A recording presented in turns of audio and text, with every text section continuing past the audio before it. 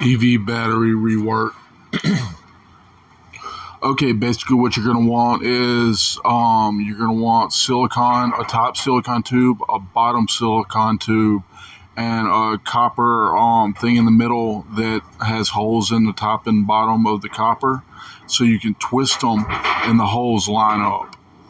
Now what you're going to do is you're going to take an iron bar, you're going to wrap it in copper.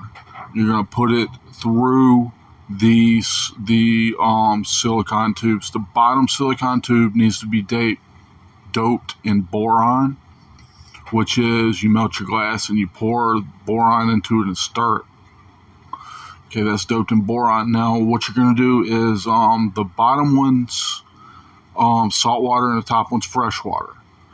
Now you are going to you're going to need a charge to make it an electromagnet to amplify the electricity through fusion and fission.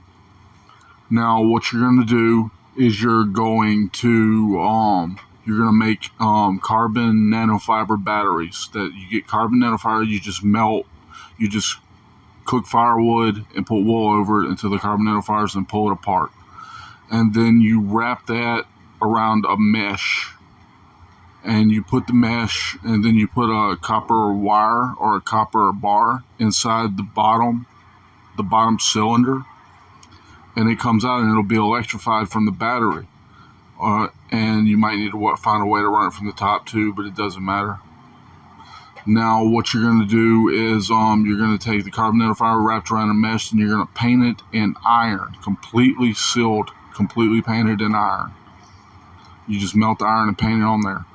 Okay, now you're going to run some of them back up to the height. You're going to put a height on it, and some of the nanofiber batteries are going to go to the height, and some is going to go back to the ground. And what it's going to do is it's going to amplify from the ground, and it's going to pull from the height. And you're going to want to fill the bottom one with salt water and the top one with fresh water. Then you're going to put phosphoric acid in the bottom ones. Now the boron and phosphorus will act together while the hydrogen is being produced, because it'll produce a small amount of hydrogen, not a lot. And what it's going to do is it's going to produce a little bit. Now the slow hydrogen production will mean that it's not building up too bad, and it's in the fresh water, so it'll form crystals. You're going to microwave, you're going to take the crystals out, which I suggest a screen inside of the copper, and a motor inside there that clicks it back and forth. That'll make the crystals fall out. Then you microwave the crystals, take the hot stuff, put it back in, and it'll make red crystals. And then you're gonna radio wave at 3.33 the next red crystals, which are radioactive. You're gonna microwave those until they disintegrate at 3.33, and you're going to centrifuge that. You centrifuge them both while they're microwaving and radio waving. And you take the blue stuff off of that, and you put that back in, and then you'll get blue crystals. And you can use blue crystals with a phosphorus and a boron doped silicon bag, and that'll you fill that up, and that'll create electricity.